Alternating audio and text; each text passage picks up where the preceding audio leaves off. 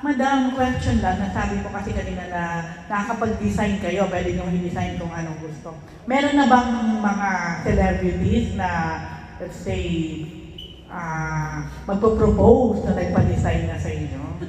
O nag-propose? Actually po, marami. Before pa, sure nyo naman. Meron, before pa talaga, before pa po sila mag-propose, marami na po.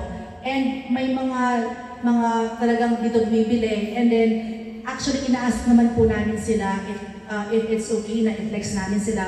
But pag sinabi po nilang hindi, I will respect their privacy. Kasi baka mamaya, di ba, hindi pa sila po propose. Pero yung mga nakapag-propose na, meron kayo pwede i-share? Si Anjo, sa unang hirit. Okay. Meron pang iba, pero ayaw nilang magsabi. Yung iba naman po nagpapagawa ng, kasi Anjo kasi sabi niya, it's okay naman, nasabihin namin. If they want 1 karat, 2 karat, 3 karat, 5 karat na buo, we can design for them. Pero yung mga celebrities po na talagang suki nyo na? Opo, marami po. Tulad po ninyo. Para nagsaksal si Annabelle, sino pa po? Sina Miss Maui Taylor, sina Aubrey Miles. Miss Aubrey has her own pawn shop. May pawn shop siya. So, isa rin siya sa customer namin.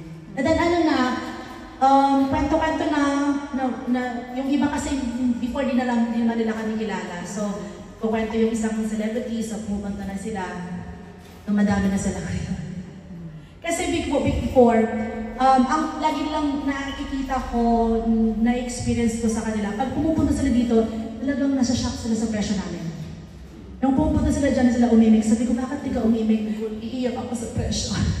Nasa-shock sila dahil? Nasa-shock sila kasi parang they have their own jewelry na nabili before, tapos napaka-expensive, almost parang 25% lang yung presyo sa amin. Yun na. Madam, yung ngayon medyo controversial yung parival ni Heart Evangelista. Magkano ba talaga yun? Kung may tatanungin namin, magkano talaga yung presyo ng gano'n? Yun ba po yung paraiba na may diamond? Yeah. May color pa nga, di ba? Yes.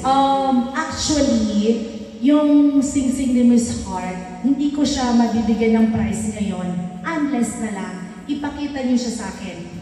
Kasi if I can see that personally, I can assess. Una po kasi, there's so many considerations. Ang paraiba, meron tayong paraiba tourmaline, paraiba parang yun na po, paraiba tourmaline. Kasi, it has different kinds. May family kasi yun eh. So, may member ng family. So, di mo alam kung saan siya doon member. And also, bawat gemstones, it has clarity, color, composition, everything, origin. Importante din yun. Another one, yung band, yung setting. Ang setting may 18 karat, 14 karat, may 10 karat, meron platinum 850, platinum 900. So lahat yun may basis. Pero anong pinakamura talaga nun? Pinaka-cheaper at range. Yes. Pag natural, it's very, very expensive. Hindi treated. May mga paraiba na synthetic or may mga treated. So talagang malayo presyo nun eh. Malayo. Parang sa lab grown, di ba po? We have also the lab grown, we have the natural. Malayo din po ang presyo. Mga magkano ro? Curious talaga kami. Idea kung sinabi po, kung magkano po sinabi niyo presyo siguro, that's the real price kung saan niyo nabili yun. How much po $1 million? Alas could be talaga. Gano'n po kalaki yung karat? I don't know kasi po kung gano'n kalaki yung karat weight doon eh. Kung malaki talaga, it's very, very expensive. So it's really expensive? Yes, kasi ang diamond po, the more na lumalaki yung buong bato niya, the more na expensive talaga siya. Okay po. The exact price, I cannot say talaga. Meron po ba kayong tindang paraiba niya? Before. May kakaroon po kami ng paraiba. Yes. Okay. We are selling the paraiba tourmaline, paraiba apatite.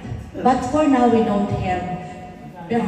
Okay, thank you, madam. Ito po ang magsunod na magtatanong kung ang interesado siyang bumili ng paraiba. Si Jeff Fernando.